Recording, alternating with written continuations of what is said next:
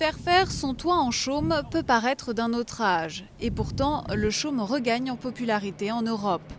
Beaucoup de ces tiges viennent du delta du Danube, qui compte les plus grandes roselières au monde, quelques 170 000 hectares.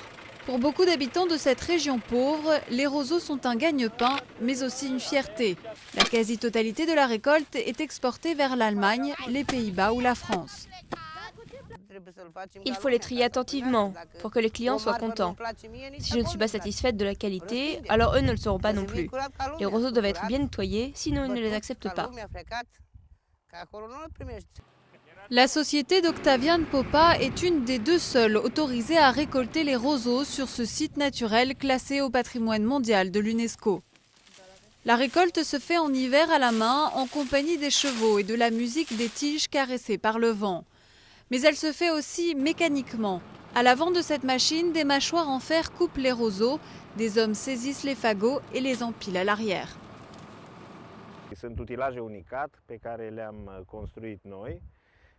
Ce sont des machines uniques que nous avons construites nous-mêmes pour respecter l'environnement et tout le circuit de la nature.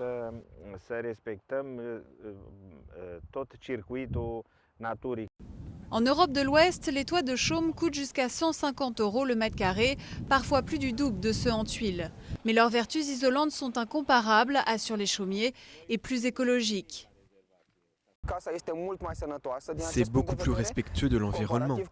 Une maison isolée avec des panneaux de roseaux est bien plus en prise avec la nature qu'une villa isolée avec du polystyrène.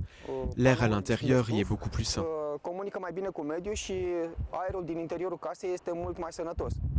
Selon les scientifiques, la récolte des roseaux contribue ainsi à la préservation d'une faune et d'une flore exceptionnelles.